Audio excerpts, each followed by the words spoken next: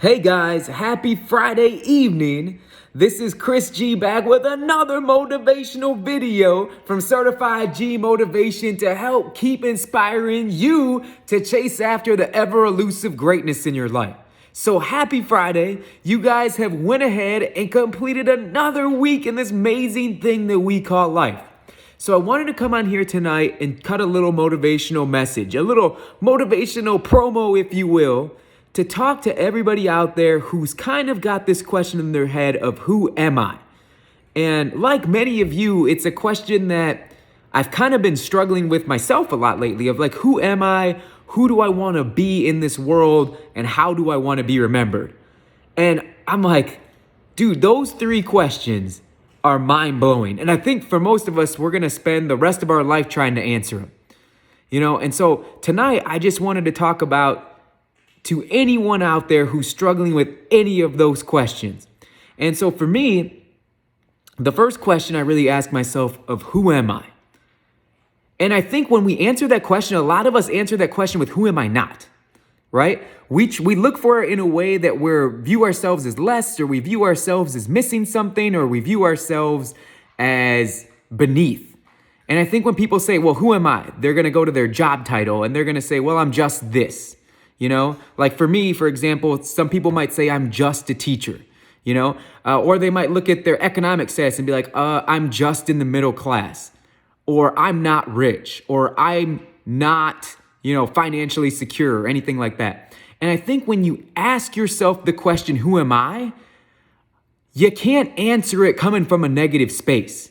Because right there, whether you're lacking something in life or whether you are missing something or you want to chase something, if you answer from a negative state, you ain't ever going to leave that negative state. You're going to think you're less than. You're going to think you're beneath. You're going to think you're not good enough. You're going to think you're not worth it. So when you ask yourself that question of who am I want you to take some time, and I don't want you to focus on things that you lack. I want you to focus on things that you know that you are, your strengths. Like for me personally, I know I am a great husband. I am so proud of that, right? And I may not be the perfect husband. There are probably way better husbands out there, but I know I'm a great one for my wife, okay? I know when I'm at my job, I am a great teacher. I know I help my students. I do everything that I can. And like I said, I'm not perfect. I am not saying that I'm the best at it, but I am saying I am great for where I'm at in that predicament. And I know for like you guys, I'm not the best motivational speaker. I'm not the best online person, the best online presence, but I know I do my best in showing up and trying to create content that matters to you. So when you ask yourself the question of who am I, don't answer coming from a negative space. Answer with ways that build you up. Because when you find out and when you look at all the positive things that you are, you're going to realize you are never as bad as you think you are. You are way better than you present yourself in the mirror, right? And you'll want to go and you'll tell yourself that anything you want to do, you are capable of, because you're going to start to see the beautiful and the greatness inside of you.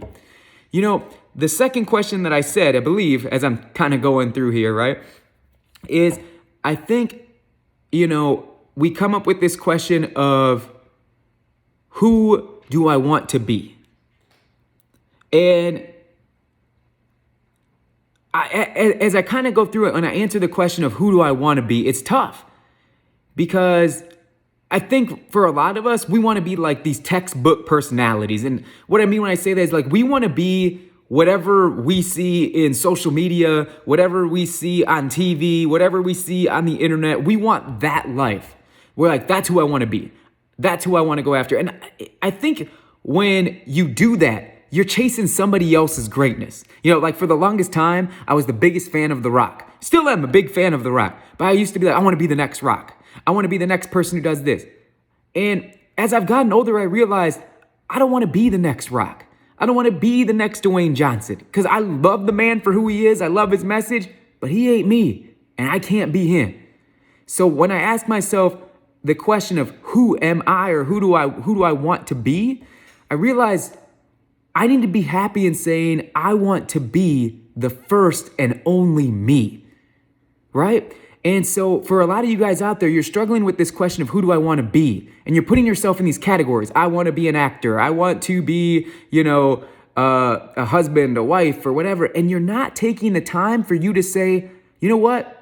I want to be the one and only me.